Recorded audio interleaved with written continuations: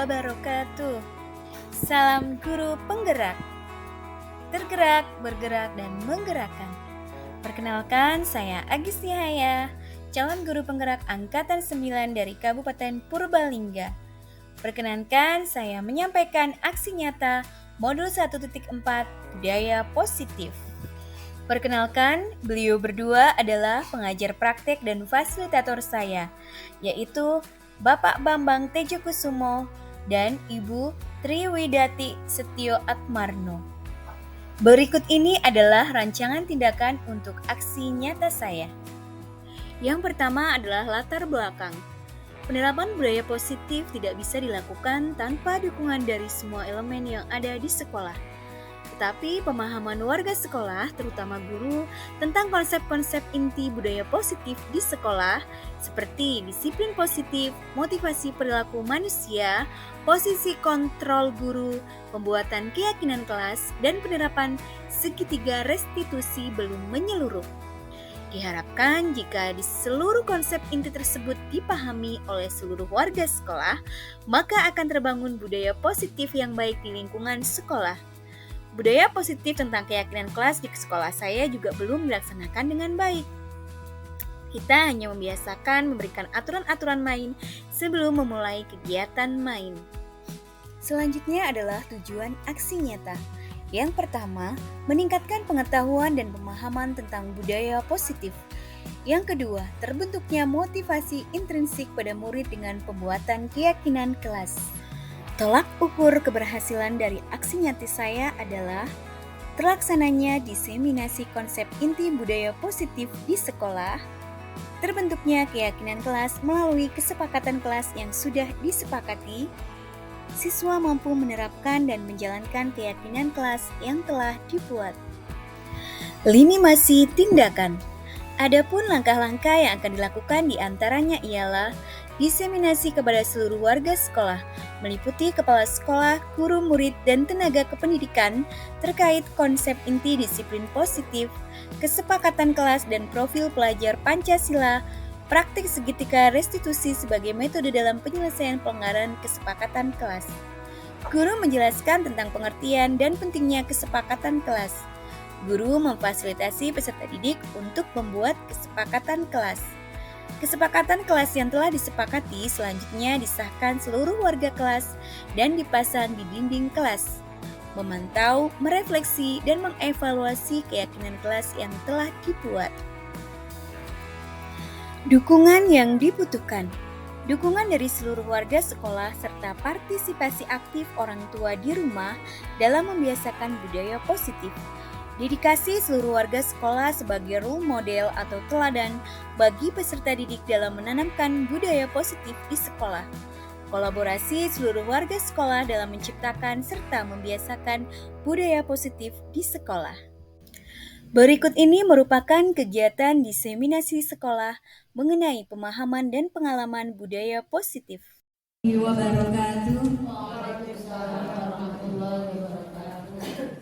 Yang saya hormati Ibu Kepala TK Kemala Bayangkari 16 Purbalingga, Ibu Siti Romla. Yang saya hormati rekan-rekan guru TK Kemala Bayangkari 16 Purbalingga.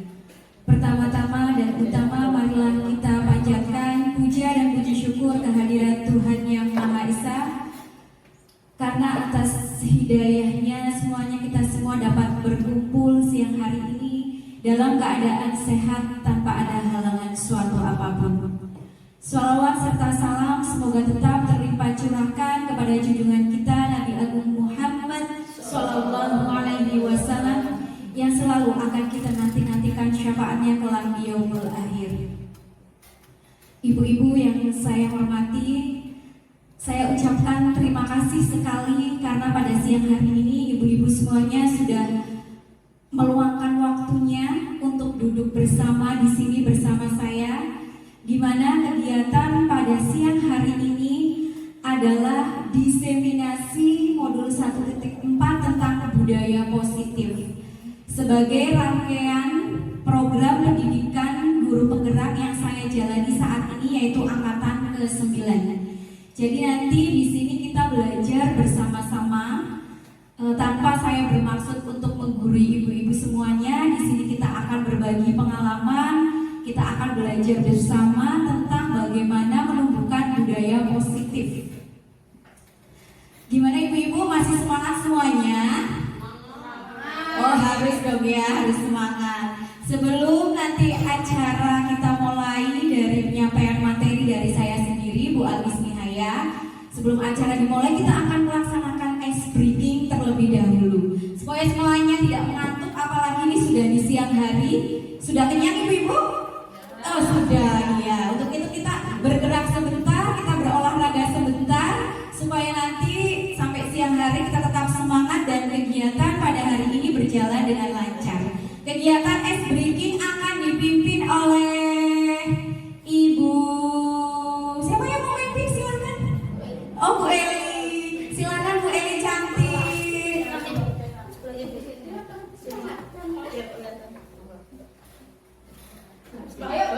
Ini semuanya. Kita rekatkan dulu ke atas. Oke. Ya, jangan ditebak.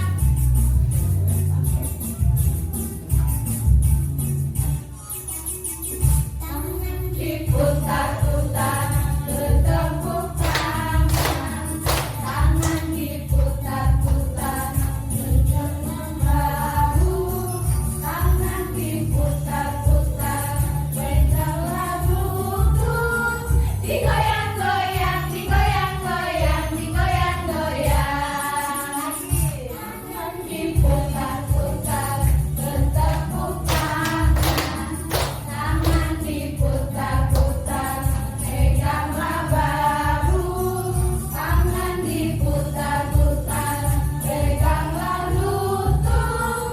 Digoyang-goyang, digoyang-goyang, digoyang-goyang. Diputar-putar, diputar ke atas. Diputar-putar, diputar ke bawah. Diputar-putar, diputar ke kanan. Diputar-putar, diputar ke kiri.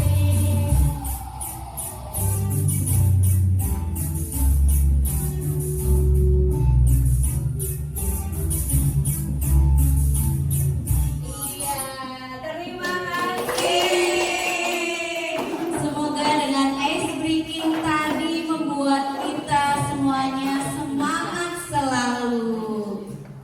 Nah, pada kegiatan siang hari ini, saya di sini akan menyampaikan tentang budaya positif. Ketika ibu-ibu semuanya mendengar kata budaya positif, apa yang terlintas di pikiran ibu-ibu semuanya tentang budaya positif? Ada yang mau memberikan pendapatnya tentang apa itu budaya positif? Silahkan, siapa yang menyampaikan pendapat? Begitu mendengar kata budaya positif, apa yang ibu-ibu pikirkan tentang budaya positif itu sendiri? Silahkan, siapa yang mau memberikan pendapatnya? Coba ibu. Berpikir jernih. Berpikir jernih. Oke. Budaya positif menurut Bu Ratna adalah berpikir jernih. Ada pendapat lain? Atut. Disiplin. Disiplin. Budaya positif itu adalah disiplin. Ada yang lain? Oh ibu, silakan ibu. Menunjukkan kemampuan. Menunjukkan kemampuan. Bu Eni, oh Bu Eni. Kebiasaan baik yang biasa dilakukan. Kebiasaan baik yang dilakukan. Oke, sekarang kita akan lihat tentang apa itu budaya positif.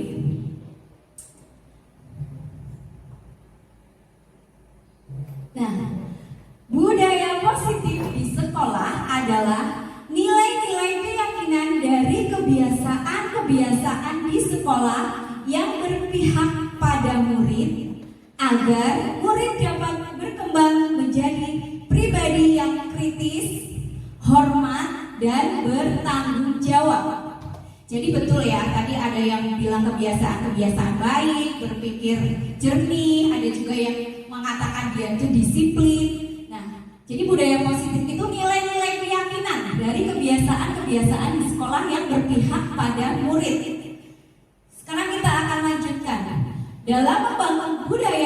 positif, sekolah dapat menyediakan lingkungan yang positif, aman, dan nyaman agar siswa mampu berpikir, bertindak, dan mencipta dengan merdeka, mandiri, dan bertanggung jawab. Jadi ketika kita akan melaksanakan budaya positif di sekolah, tentu kita harus menciptakan suasana sekolah yang aman. Ketika sekolah itu tidak aman, tidak nyaman untuk anak, bagaimana bisa kita mengembangkan budaya positif di sekolah? Konsep budaya positif yang akan kita bahas pada siang hari ini itu ada 7 poin. Jadi siang hari ini kita akan belajar bersama tentang yang pertama yaitu tentang perubahan paradigma belajar. Yang kedua yaitu disiplin positif. Yang ketiga kebutuhan dasar manusia. Yang keempat motivasi perilaku manusia. Yang kelima posisi kontrol guru. Yang keenam keyakinan kelas. Dan yang ketujuh adalah segitiga restitusi. Cukup lumayan banyak materinya ya ibu-ibu ya. Ada 7 poin yang akan kita tekankan pada kegiatan siang hari ini. Kita mulai dari yang pertama, perubahan paradigma belajar. Apalagi sekarang ini kurikulum merdeka. Kurikulum merdeka ini kita sering sekali mendengar kata-kata bahwa pembelajaran itu harus dirancang dengan cara berdiferensiasi. Sudah sering dengar ya Bu pembelajaran berdiferensiasi? Sering mendengar? Sudah ya? Nah, apa itu pembelajaran berdiferensiasi menurut ibu-ibu semuanya? Siapa yang akan menyatakan pendapatnya tentang pembelajaran berdiferensiasi? Silakan. Pembelajaran berdiferensi menurut saya dari kata different aja itu sudah menunjukkan berbeda. Jadi tidak boleh seragam, bisa dilaksanakan sesuai dengan kemampuan anak. Karena kemampuan anak kan dari satu yang dengan yang lain berbeda, tidak sama. Jadi pembelajarannya dibedakan menurut kemampuan mereka. Tepuk tangan buat Bu Atul. Iya betul sekali. Jadi memang kita dituntut untuk melaksanakan pembelajaran yang berdiferensiasi karena kita ketahui sendiri bahwa peserta didik kita itu memiliki karakter, potensi dan ciri khas antara yang satu anak dengan yang anak yang lain itu berbeda-beda. Dari gaya belajarnya, dari minat belajarnya. Disitulah kita sebagai guru dituntut untuk bisa memfasilitasi murid-murid kita belajar sesuai dengan kebutuhannya. Nah, di sini setiap siswa belajar sesuai dengan kebutuhan dari tahap perkembangannya dengan tujuan utamanya yaitu mewujudkan profil pelajar Pancasila. Dari kita yang guru-guru di sini, guru-guru TK ya, sudah mulai melaksanakan pembelajaran berdiferensiasi dengan cara yang pertama itu kita harus melakukan observasi dulu terhadap murid-murid kita. Kita akan dari hasil observasi itu kita akan melihat bagaimana gaya belajar anak. Biasanya ada anak yang sukanya menggambar, ada yang anak yang sukanya memang berliterasi, numeriknya bagus. Disitulah kita sebagai guru harus memfasilitasi kebutuhan peserta didik kita. Kemudian selanjutnya yaitu tentang disiplin positif. Jadi kita sudah masuk ke poin yang kedua. Tadi yang pertama adalah paradigma pembelajaran, yang kedua adalah disiplin. Makna kata disiplin. Kalau tadi budaya positif, sekarang adalah makna kata disiplin. Monggo siapa yang mau mengungkapkan pendapatnya tentang apa itu disiplin? Disiplin. Ayo ibu-ibu, apa kata disiplin itu? Ayo siapa yang mau mengungkapkan apa itu disiplin? Ayo kita sering sekali loh bilang ke anak-anak, ayo anak-anak harus disiplin. Apa itu arti kata disiplin? Aturan tapi yang tidak memberikan hukuman kepada anak. Aturan tetapi tidak memberikan hukuman pada anak. Oke, ada lagi pendapat yang lainnya makna kata disiplin? Jadi aturan intinya ya, tetapi tidak menghukum seperti itu ya. Oke, sekarang kita lanjut. Nah, ternyata disiplin itu berasal dari bahasa Latin.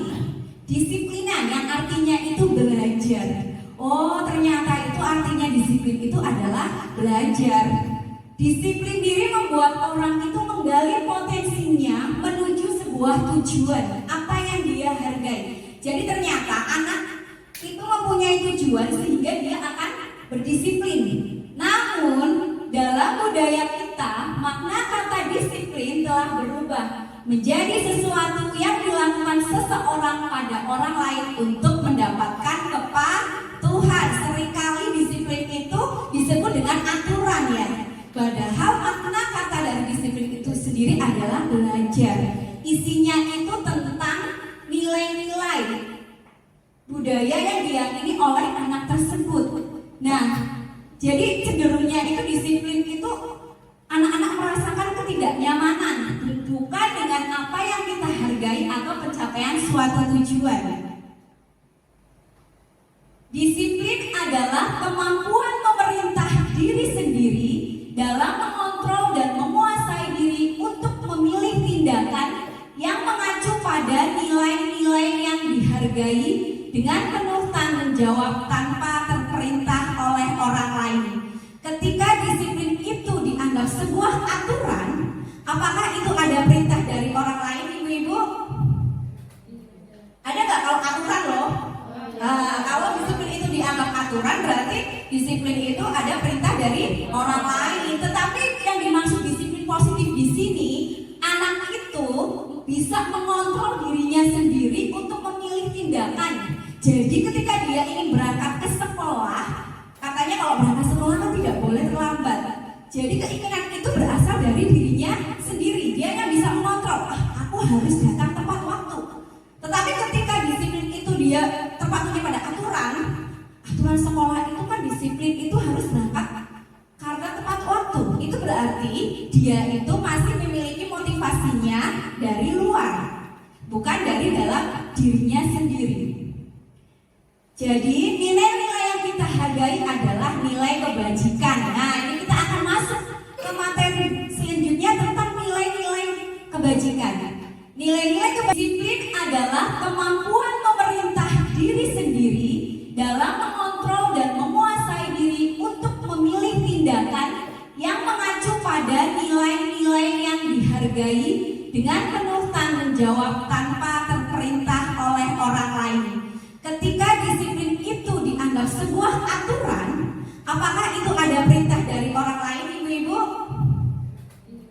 Ada nggak kalau aturan loh? Kalau disiplin itu dianggap aturan, berarti disiplin itu ada perintah dari orang lain. Tetapi yang dimaksud disiplin positif di sini, anak itu bisa mengontrol dirinya sendiri untuk memilih tindakan. Jadi ketika dia ingin berangkat ke sekolah, katanya kalau berangkat sekolah kan tidak boleh terlambat. Jadi keinginan itu berasal dari dirinya sendiri. Dia yang bisa mengontrol, aku harus datang tepat waktu.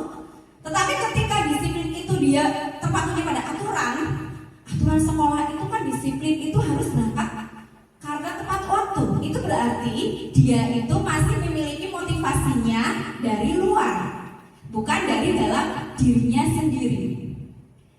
Jadi nilai-nilai yang kita hargai adalah nilai kebajikan. Nah, ini kita akan masuk ke materi selanjutnya tentang nilai-nilai kebajikan.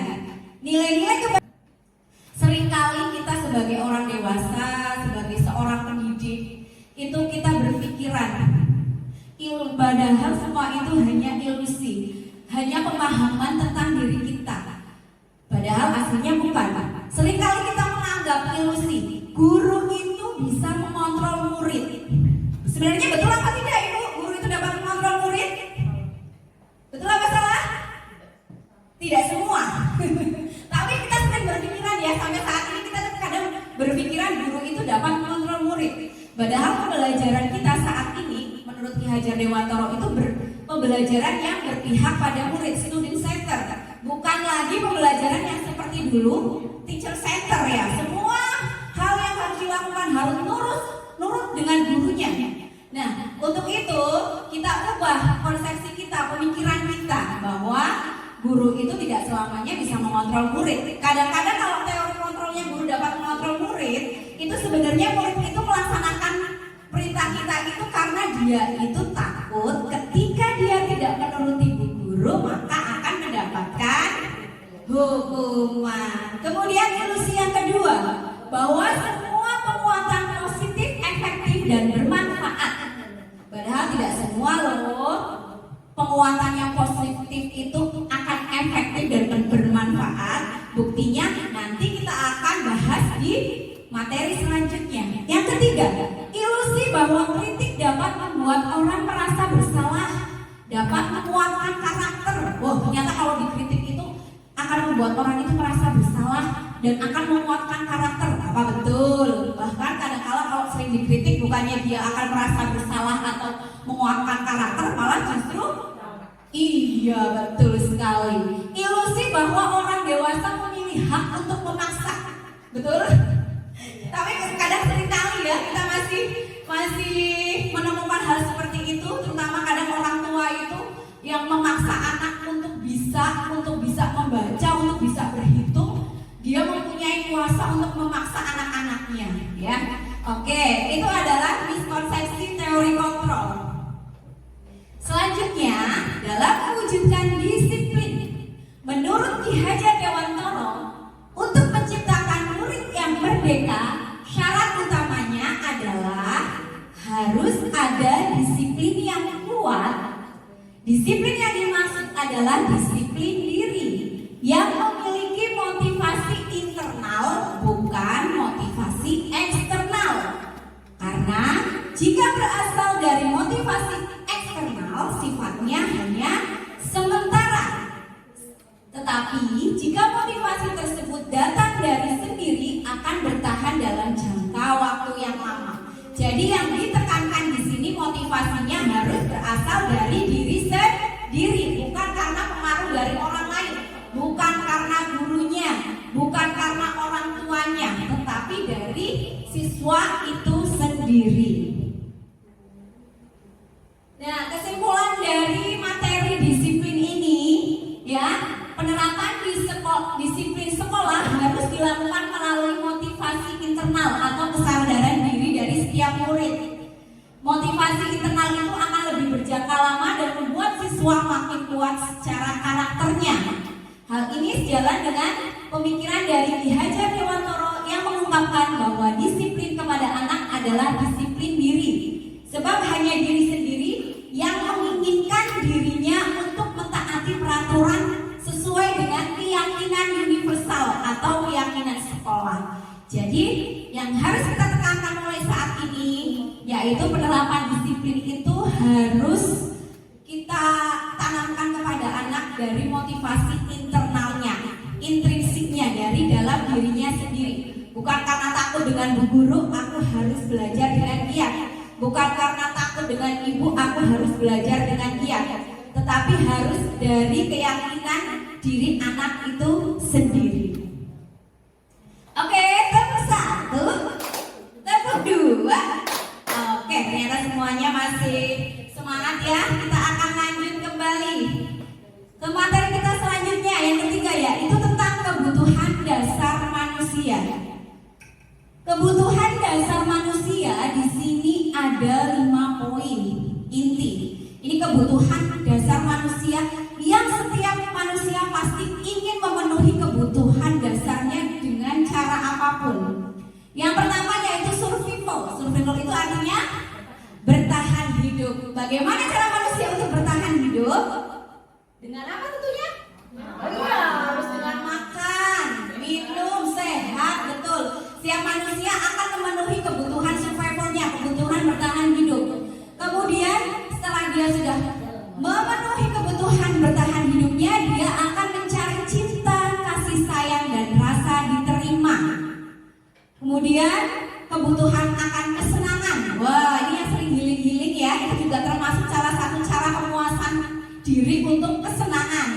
Kemudian kebebasan. Setiap orang ini menginginkan mereka itu merasa bebas. Anak-anak kita juga di sekolah juga iya, dia ingin merasakan kebebasan. Kemudian kebutuhan akan penguasaan atau pengakuan. Setiap diri orang itu ingin diakui oleh orang lain. Ini sebagai salah satu kebutuhan penguasaan atau pengakuan. Nah, teman-teman, ternyata ketika murid kita itu melakukan hal-hal atau melakukan tingkah pola laku di sekolah, kita tidak bisa menyebutnya nakal ya. Jadi ketika anak-anak itu di sekolah itu sedang melakukan kegiatan yang mungkin mengganggu temannya atau bertindak di luar kebiasaannya, itu sebenarnya dia itu sedang ada salah satu kebutuhan dari murid itu yang tidak terpenuhi. Misalnya saja ketika makan bersama, ada anak yang suka merebut makanan temannya. Berarti kebutuhan apa yang dia tidak terpenuhi dari rumah? Iya betul, bisa jadi dia belum sarapan di rumah. Akhirnya dia itu bikin pola ya di kelas dengan merebut makanannya. Ada juga yang suka caper ya dengan bu gurunya ya. Kemana-mana harus disayang dengan bu gurunya. Dia mencari perhatian. Kebutuhan apa yang ingin dia penuhi? Iya, rasa kasih sayang. Jadi sebenarnya nanti dari kebutuhan dasar ini kita bisa menganalisis permasalahan yang terjadi kepada anak didik kita. Ketika kita sudah tahu sebenarnya dia itu melakukan tindakan itu karena ada satu kebutuhan yang tidak terpenuhi, kita bisa menganalisisnya dan nanti kita bisa berkolaborasi dengan orang tua, ya bekerja sama dengan orang tua, kita bisa komunikasikan supaya nanti karena pemenuhan kebutuhan ini harus sejalan antara kerjasama dengan guru dan juga orang tua. Kita lanjut. Nah nih, 3 motivasi perilaku manusia. Jadi manusia itu bertindak karena ada 3 dorongan. Yang pertama, untuk menghindari ketidaknyamanan atau hukuman. Betul ibu-ibu? Ada kalanya saya tidak mau datang terlambat, takut dimarahin oleh ibu kepala sekolah. Itu namanya perilakunya itu untuk menghindari ketidaknyamanan atau hukuman. Yang kedua, untuk mendapatkan imbalan atau penghargaan dari orang lain. Aku kerjanya mau rajin aja supaya nanti saya itu dapat ujian, dapat hadiah dari ibu kepala sekolah. Berarti ini adalah motivasinya dari mendapatkan imbalan atau penghargaan dari orang lain. Nah, yang ketiga ini motivasinya adalah untuk menjadi orang yang mereka inginkan dan menghargai diri sendiri dengan nilai-nilai yang mereka percayai. Jadi nilai-nilai yang tadi yang kebijakan universal itu nilai-nilainya. Jadi motivasinya kalau yang ketiga ini benar-benar berasal dari diri sendiri. Saya mau datang tepat waktu karena saya menghargai diri sendiri, menghargai disiplin waktu. Seperti itu, oke? Nah, yang kedua, menghindari dan mendapatkan imbalan itu motivasinya berasal dari luar, eksternal, karena ada pengharapan. Itu motivasi eksternal. Nih di sini, motivasi internal itu tadi yang menjadi untuk menjadi orang yang mereka inginkan dan menghargai diri sendiri dengan nilai-nilai yang mereka percayai. Itu motivasi internal, intrinsik dari dalam diri. Untuk itu, ibu-ibu semua yang ada di sini, di sekolah itu kita harus menghindari hukuman. Bahkan bukan hanya menghindari. Kalau kita di taman kanak-kanak itu malah meniadakan hukuman, tidak ada hukuman di sini. Dan pemberian penghargaan berlebihan. Ternyata yang kita anggap selama ini memberikan penghargaan itu akan memberikan semangat tersendiri kepada siswa. Ternyata sekarang itu harus dihindari agar meminimalisir motivasi eksternal dalam diri seorang murid, ya. Jadi memang yang sekarang kita galak-galakan itu bagaimana menumbuhkan motivasi internal atau intrinsik dari dalam diri siswa. Jadi ternyata penghargaan-penghargaan yang kita berikan kepada murid itu memberikan dampak yang kurang efektif. Nah, di sini nih, konsep disiplin dengan identitas gagal. Ternyata Yang namanya hukuman dan penghargaan itu dianggap sebagai konsep disiplin dengan identitas gagal. Ibu-ibu sering masih sering memberikan penghargaan kepada murid. Kalau kamu bisa, kalau kamu pintar akan berguru beri tanda bintang. Betul apa tidak? Iya betul. Kalau kamu pintar, wah anak hebat, anak cerdas. Kita sering sekali memberikan penghargaan dan pujian seperti itu kepada murid-murid kita. Ternyata di sini ada perbedaan hukuman. Hukuman itu akan terasa menyakitkan, betul ya? Tidak nyaman. Murid akan menjadi takut, memaksa. Hukuman itu bersifat memaksa, dia tidak ingin dihukum sebenarnya ya. Murid menyembunyikan kesalahan. Kemudian murid menjadi rendah diri. Ini akibat dari hukuman. Nah, ketika penghargaan, ternyata ketika kita memberikan penghargaan kepada murid-murid kita itu tidak efektif, merusak hubungan sifat iri. Ketika saya memberikan pujian kepada Bu Evi, nanti guru-guru yang lain akan merasa iri. Begitupun dengan murid kita ya, kita sedang memuji si A, ternyata yang lain itu merasa iri. Kemudian mematikan kreativitas. Loh, kenapa kok bisa mematikan kreativitas? Anak akan merasa puas hanya di situ saja. Ketika kita sudah memberikan penghargaan di situ, dia akan sudah merasa berbangga diri, berpuas diri. Kemudian menghukum dengan sistem ranking. Kalau ini untuk pembelajaran di SD dan tingkat lanjutan ya. Kemudian merampas hak menghargai dirinya. Jadi untuk itu setelah mendapatkan materi ini ibu-ibu, mulai besok kita akan meminimalisir pemberian penghargaan kepada siswa-siswa kita. Kemudian konsep disiplin dengan identitas sukses. Kalau tadi dengan identitas gagal, sekarang yaitu dengan identitas sukses. Konsekuensi. Nah, ini konsekuensi. Kalau tadi hukuman, yang ini konsekuensi. Dan restitusi. Konsekuensi itu penguatan jangka pendek. Perlu monitoring berkelanjutan. Karena kalau konsekuensi memang harus ditunjukkan oleh gurunya ya. Ini harus dimonitori, tidak bisa berjalan sendiri. Stimulus respon. Murid menghormati peraturan. Jadi hanya sekedar menghormati. Kehilangan waktu untuk menyadari kesalahan. Jadi dia hanya melaksanakan konsekuensinya tanpa tahu dirinya untuk menyadari apa kesalahan yang telah diperbuatnya. Sekarang kalau restitusi. Restitusi ini murid bertanggung jawab untuk perilakunya. Fokus pada pemecahan masalah jangka panjang. Murid menghormati dirinya dan orang lain. Teori kontrol. Diri muridlah yang memegang kontrolnya. Murid bersemangat memperbaiki kesalahan. Jadi dari keempat tadi ada hukuman, penghargaan, konsekuensi, dan restitusi. Mana yang sempurna? Restitusi, betul sekali.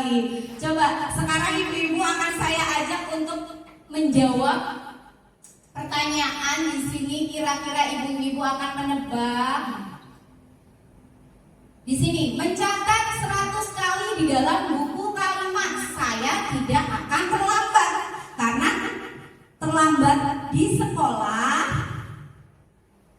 ini termasuk sanksi, konsekuensi atau hukuman. Saya mencatat 100 kali di dalam buku kalimat saya tidak akan terlambat lagi. Ini hukuman apa konsekuensi? Ayo tebak. Sanksi atau hukuman?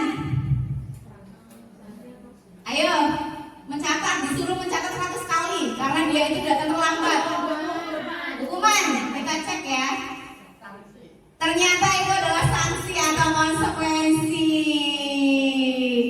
Lari mengelilingi lapangan basket 2 kali karena terlambat hadir di sekolah. Hukuman atau sanksi? Hukuman. Oh iya, udah mulai paham ternyata. Membersihkan coretan yang dibuatnya di meja tulis. Iya, itu adalah konsekuensi. Iya, betul sekali. Wah, ternyata ibu-ibu di sini semuanya sudah memahaminya. Tepuk tangan untuk semuanya. Terima kasih. Sekarang kita akan lanjut. Ini tadi kita sudah belajar tentang restitusi ya, bahwa restitusi ini tadi yang paling sempurna yang dilakukan. Tadi restitusi itu bukan menebus kesalahan, namun untuk belajar dari kesalahan, memperbaiki hubungan, tawaran bukan paksaan, menuntut untuk melihat ke dalam diri, mencari tindakan. Jadi kita yakini setiap tindakan yang anak-anak kita perbuat pasti ada kebutuhan dasar yang mendasari tindakannya, ada alasannya seperti itu. Restitusi cara yang paling baik. Restitusi itu menguatkan, fokus pada solusi, mengembalikan murid yang berbuat salah kepada kelompoknya. Nah, sekarang kita akan melihat nih perbedaannya. Perbedaan antara hukuman, konsekuensi, dan restitusi. Hukuman, guru menghukum anak tersebut untuk hormat bendera. Ketika dia datang terlambat, guru akan menghukum dia hormat di bendera. Guru marah dan muridnya menjadi takut. Itu adalah hukuman. Konsekuensi, guru memberikan konsekuensi, jam istirahatnya itu dikurangi karena dia datang terlambat untuk mengejar keterlambatan. Guru tegas dan siswa menghormati peraturan. Tetapi ketika pakai restitusi, guru menanyakan keyakinan kelas atau dirinya dan membantu siswa menyelesaikan masalahnya.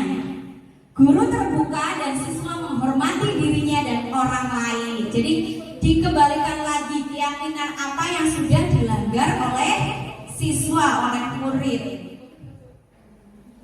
Nah, kita sudah mau masuk ke 5 posisi kontrol. Mempelajari tentang 5 posisi kontrol. Ternyata di sini ada 5 posisi kontrol kita sebagai seorang guru. Yang pertama, sebagai penghukum. Yang kedua, sebagai pembuat rasa bersalah. Yang ketiga, sebagai pemantau. Yang keempat, sebagai teman. Dan yang kelima, sebagai manajer. Penghukum, biasanya seorang penghukum itu menggunakan kata-kata yang gimana? Kalau seorang penghukum biasanya menggunakan kata-katanya seperti apa? Oh iya, betul. Dengan nada yang keras, menghardik ya. Dia akan melakukan kekerasan baik secara verbal, secara bahasa maupun secara fisik melalui hukuman itu sendiri. Tidak, Ibu.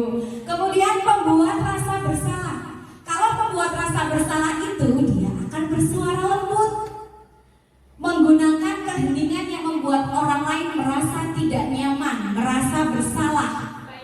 Iya, betul. Kemudian pemantau. Seorang pemantau ini biasanya itu mengandalkan perhitungan, catatan, data yang digunakan sebagai bukti. Jadi dia itu kalau pemantau taat kepada aturan, selalu dengan aturan-aturan yang ditekankan. Kamu tahu tidak? Kenapa kamu terlambat? Kamu sudah melanggar aturan. Lebih menekankan kepada aturan-aturan. Sebagai teman. Nah, kalau sebagai teman ini dia tidak menyakiti murid, namun akan tetap berupaya mengontrol murid melalui persuasi. Yang kelima, sebagai posisi manajer. Wah, jadi guru juga ada posisi manajernya di sini. Di mana guru berbuat sesuatu bersama dengan murid, mempersilahkan murid mempertanggungjawabkan perilakunya, mendukung murid agar dapat menemukan solusi atas permasalahannya sendiri. Sekarang saya ingin meminta bantuan kepada Ibu guru untuk maju ke depan. Kita akan mempraktekkan 5 posisi kontrol guru ini, ya. Nanti akan menebaknya. Nah, ya tepuk tangan buat Ibu kepala sekolah kita. Ketika Ibu Siti ini di sini, Ibu Siti itu sebagai penghukum. Biasanya kata-kata apa yang akan digunakan Ibu? Sebagai penghukum. Di sini posisi saya guru atau saya kepala sekolah? Kepala sekolah nggak apa-apa, Bu.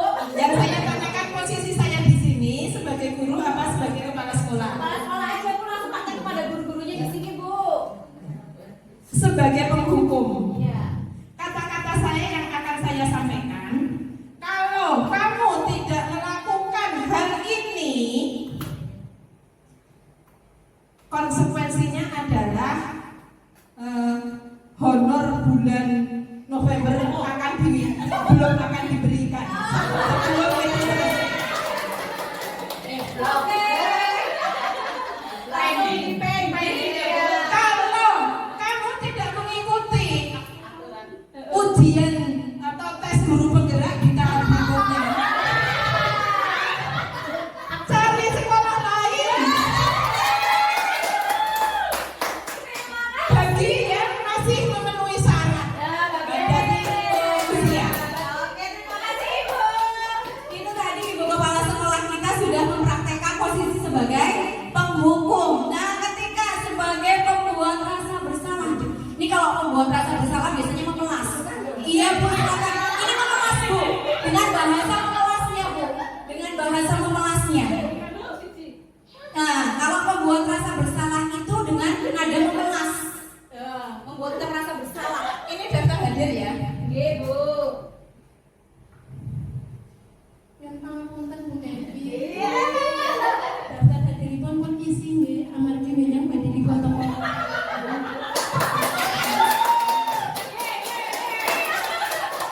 Bu, itu malu kan? Belum tanda tangan. Apa? 1 bulan tidak ditandatangani.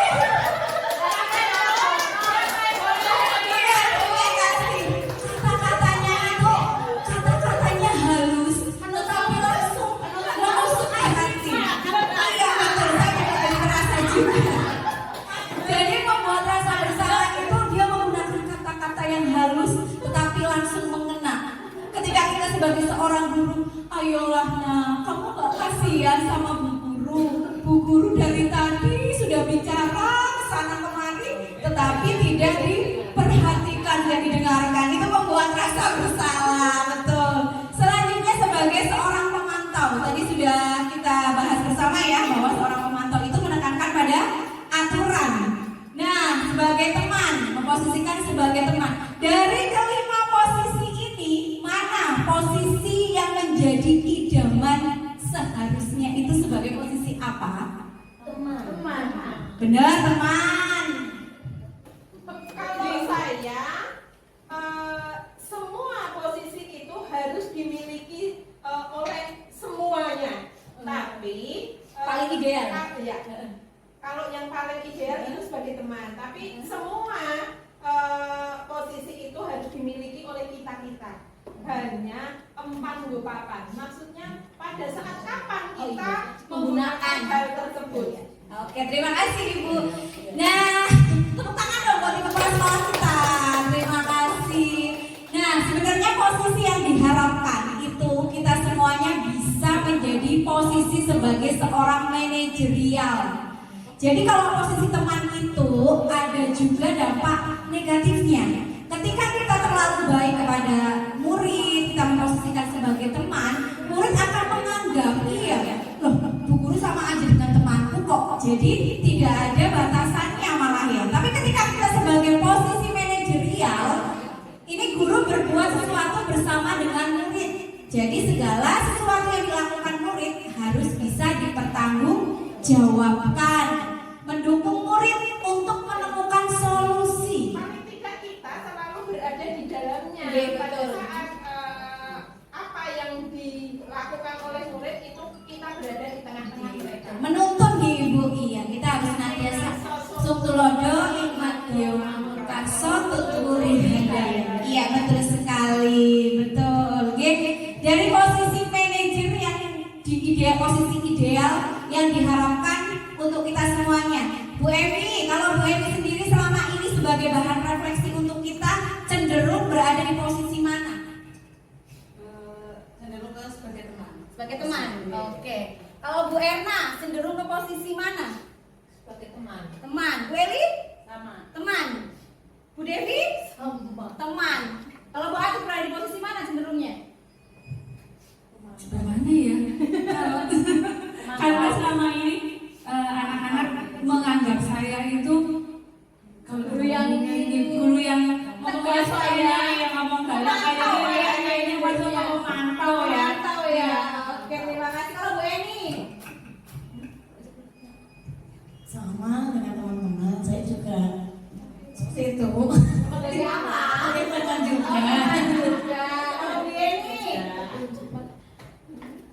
Tergantung anaknya ya. Kadang-kadang ada yang saya anggap sebagai teman, kadang-kadang saya juga bersikap harus bersikap tegas, kadang-kadang membuat anak bersalah. Iya. Jadi bahan refleksi untuk kita semua bahwa selama ini itu kita cenderung ke pemantau, pembuat rasa bersalah dan teman. Untuk itu setelah materi pembelajaran ini kita akan berusaha untuk berada di posisi manajer. Oke, kita lanjut. Nah, sekarang kita ke materi selanjutnya yaitu tentang keyakinan kelas. Nih, tentang keyakinan kelas atau keyakinan sekolah. Keyakinan kelas merupakan sebuah nilai-nilai kebajikan universal yang telah disepakati secara tersirat dan tersurat lepas dari adanya latar belakang suku, negara, bahasa maupun juga agama. Keyakinan kelas dibuat secara bersama-sama dengan seluruh siswa yang mempunyai nilai-nilai kebajikan yang dapat dipercaya. Di sini sudah ada yang mempraktekkan membuat keyakinan kelas di kelasnya masing-masing.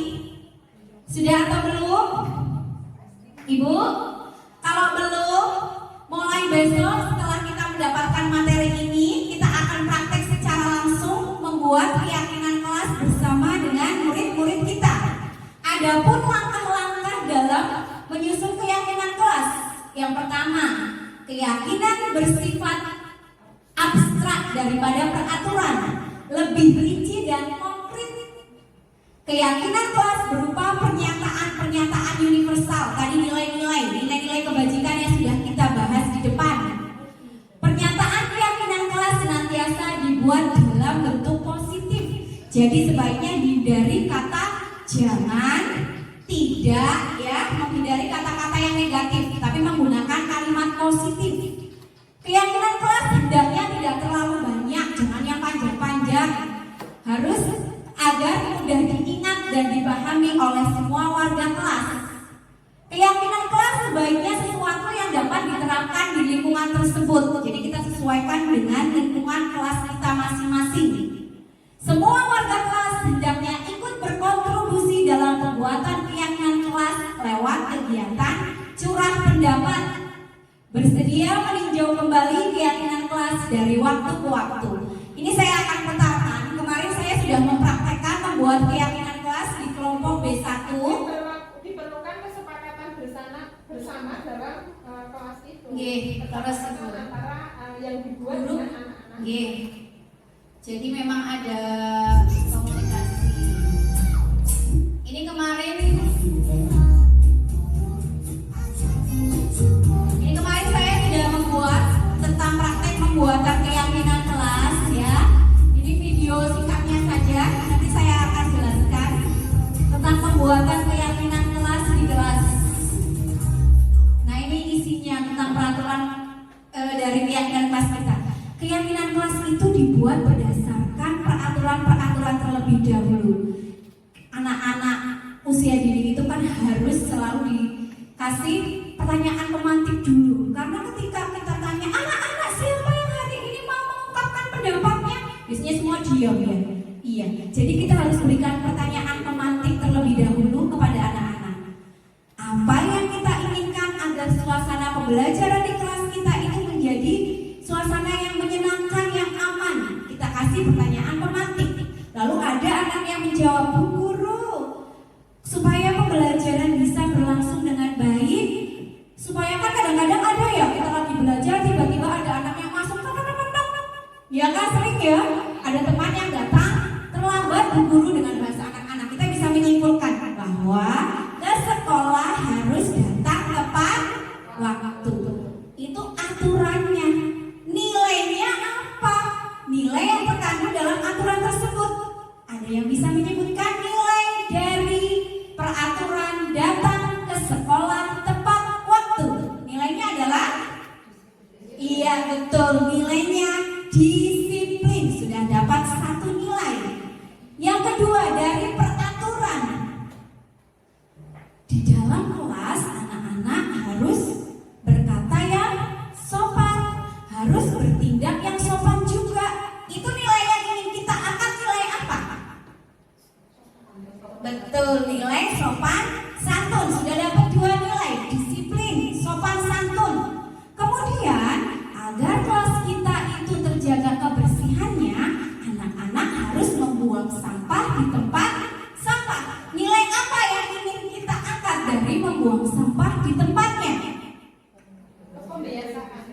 kebiasaan, nilainya nilai kebersihan masuk, satu lagi disiplin bisa, kemudian kesehatan, iya itu nilai-nilainya, bisa kebersihan, kesehatan, disiplin. Kemudian Bu Guru dengan teman itu harus saling menghargai dan menyayangi. Nilainya nilai apa? Menghargai dan menyayangi. Kasih sayang, betul. Menghargai itu juga sebuah nilai saling menghargai, kasih sayang, empati, kepedulian, itu nilai-nilainya. Kemudian Bu Guru kalau di kelas kan tidak berlari-larian. Tadi tidak, itu kan kalimat negatif ya. Jadi bersikap tertib, tidak lari-larian di kelas. Nilainya apa? Disiplin masuk. Terus apa lagi? Karena kalau berlari-larian nanti bisa terjadi kecelakaan seperti muridnya Bu Eli dulu, tangannya patah. Berarti itu sebagian dari nilai keamanan. Jadi nanti yang kita sepakati dengan murid-murid kita itu adalah tentang nilai-nilainya.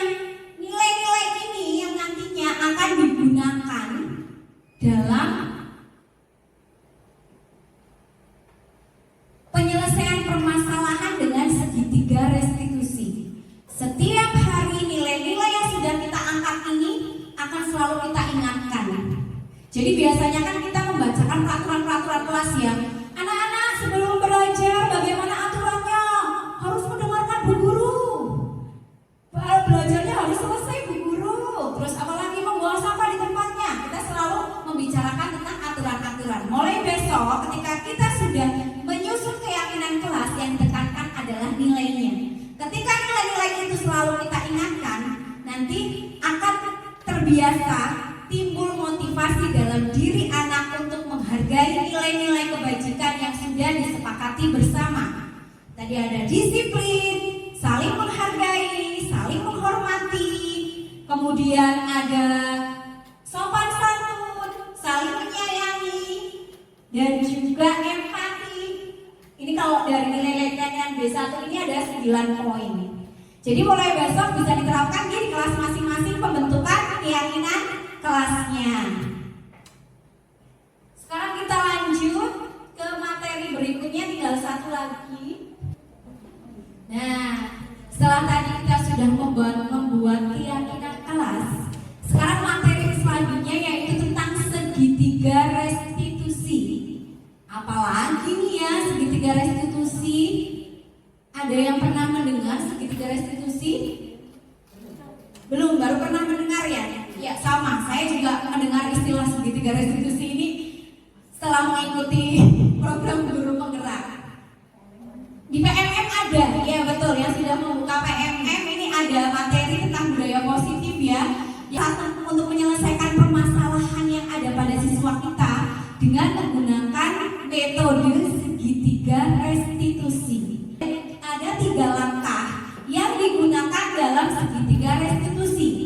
Yang pertama, menstabilkan identitas. Ini langkah yang pertama dari segitiga restitusi, menstabilkan identitas. Ini kita memberikan pengertian kepada anak-anak. Ketika anak-anak itu melakukan kesalahan, kita tidak langsung mengejasnya. Kamu salah, kamu berbuat seperti itu salah. Tidak seperti itu. Yang pertama yaitu menstabilkan identitas.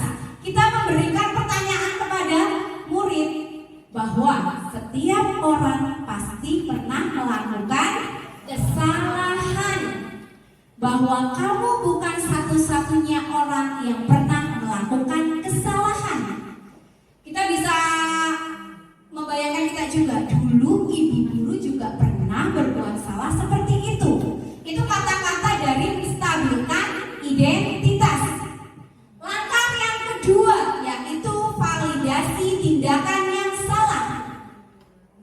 Dalam langkah kedua, validasi tindakan yang salah itu menekankan bahwa segala perilaku atau permasalahan yang dibuat oleh murid kita itu pasti karena ada alasannya. Disinilah validasi tindakan dilakukan, yaitu kamu tentu punya alasan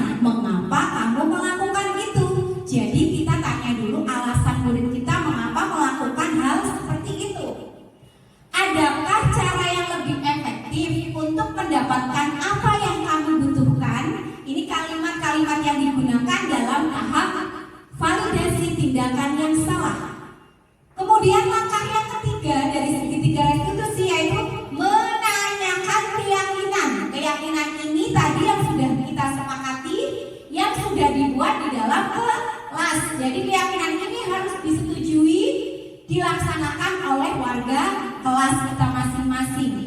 Menanyakan keyakinan, yaitu keyakinan kelas apa yang telah kita sepakati. Lalu kamu ingin menjadi orang yang seperti apa? Ini dari validasi dari tahapan yang ketiga segitiga restitusi, yaitu menanyakan keyakinan. Ini kemarin saya juga sudah mempraktikkan kepada salah satu murid kita. Saya akan putarkan praktek segitiga restitusi yang sudah saya laksanakan. Mungkin kalau dilihat dari contohnya nanti akan lebih jelas lagi dari tahapan segitiga restitusi ini.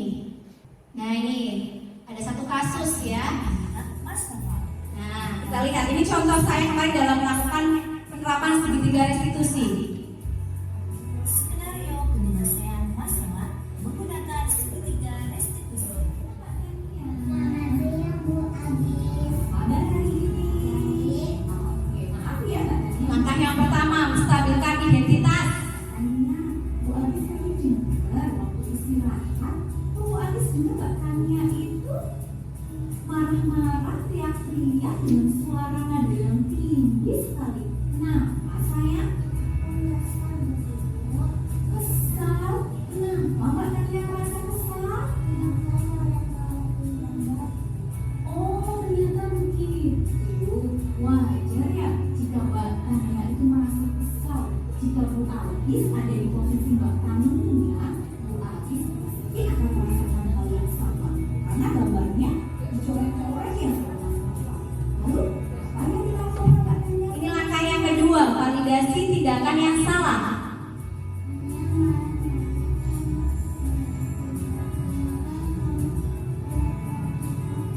Begitu, pasti Mbak Tania akan marah-marah, teriak-teriak seperti itu karena ada alasannya ya. Alasannya kenapa sayang?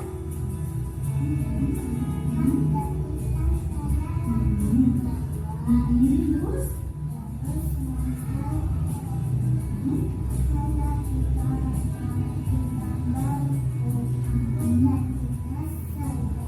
Oh, jadi Mbak Tania lagi gambar. Gambar di sini dulu sayang. Sudah, tiba-tiba Mas Nova mulai merah gini ya. Jadi dia mana saja ya Mbak Tania merasa kesal.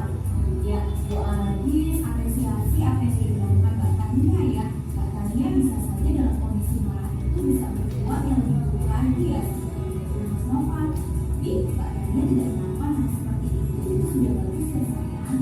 Nah, yuk kita pikirkan. Ini langkah yang ketiga, menanyakan keyakinan.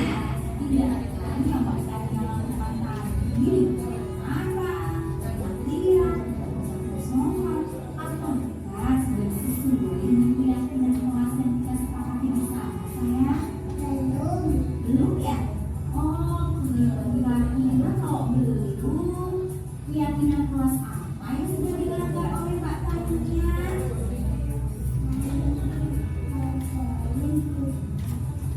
Saling menghargai, sikap saling menghargai ya. Nah, kira-kira sikap saling menghargai dengan teman itu penting tidak sih untuk Mbak Tania? Lagi, kalau menurut Mbak Tania keyakinan saling menghargai itu penting untuk Mbak Tania. Lalu keyakinan apa yang harus dilakukan Mbak Tania ketika Mbak Tania itu sedang marah?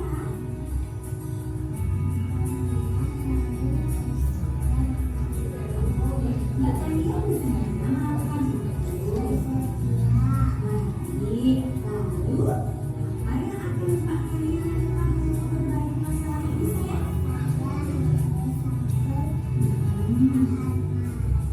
Terus apa lagi sayang?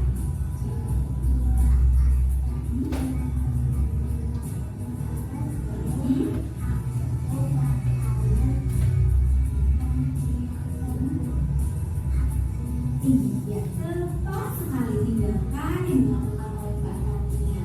Jadi nanti ketika ada teman-teman Mbak Tania mencoba gambar atau melakukan hal lain, Mbak Tania bisa lebih sabar lagi. Itu tadi contoh dari penerapan segitiga restitusi yang sudah saya jalankan. Di sini tadi kalau kita lakukan seperti ini, kira-kira anak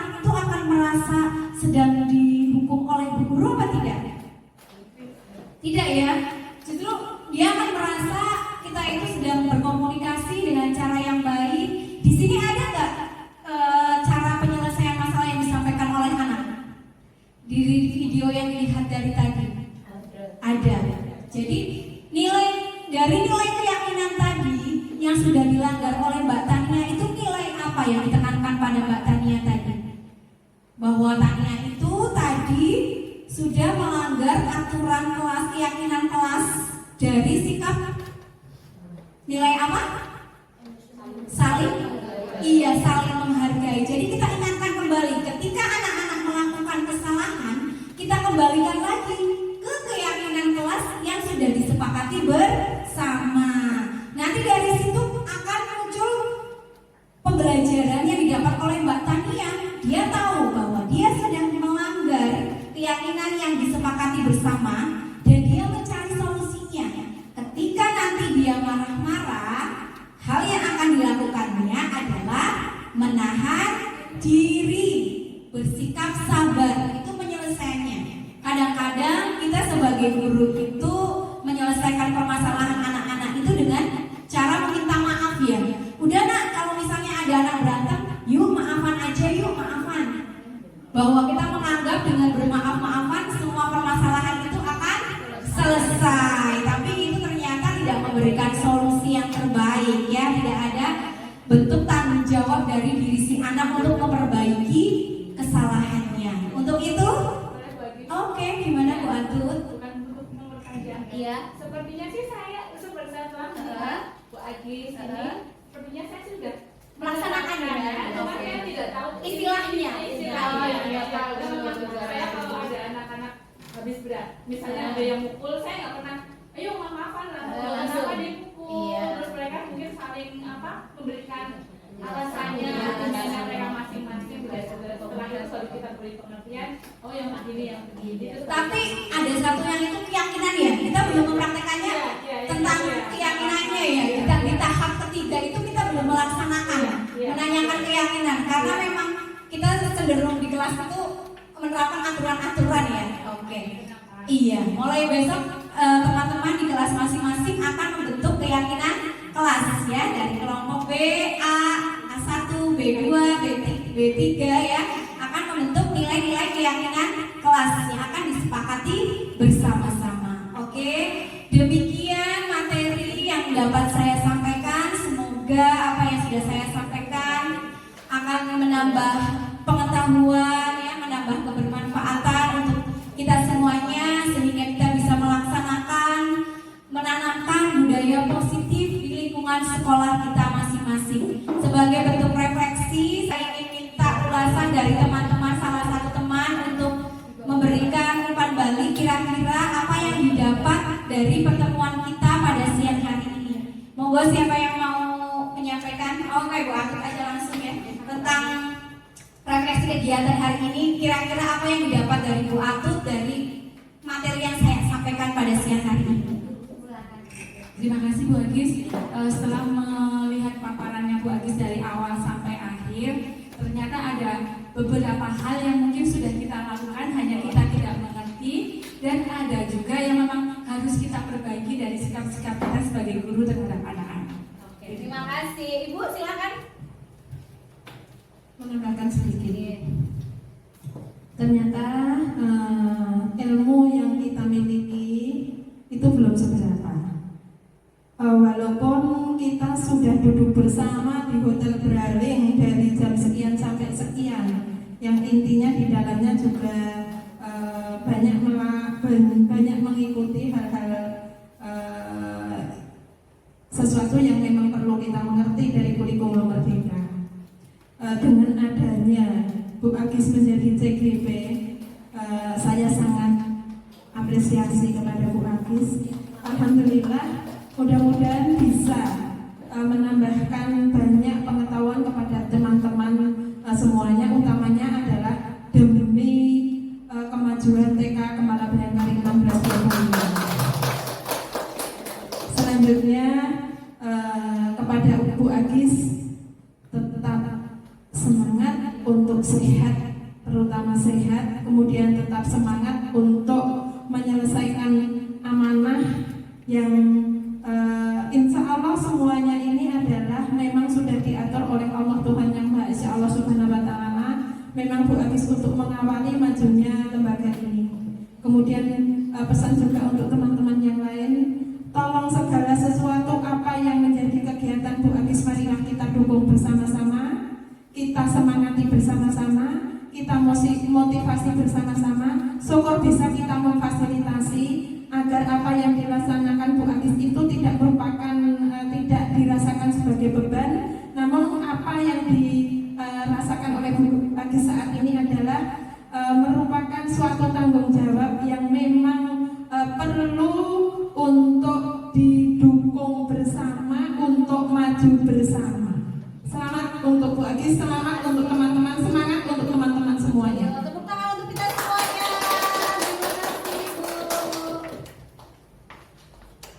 Baiklah, terima kasih Ibu, Bu Atu dan Bu Siti yang sudah menyampaikan ulasan pada kegiatan siang hari ini. Saya selaku tadi pemberi materi, mohon maaf apabila dalam saya menyampaikan banyak sekali kekurangan dan kesalahan. Mohon maaf yang sebesar-besarnya Ibu-ibu.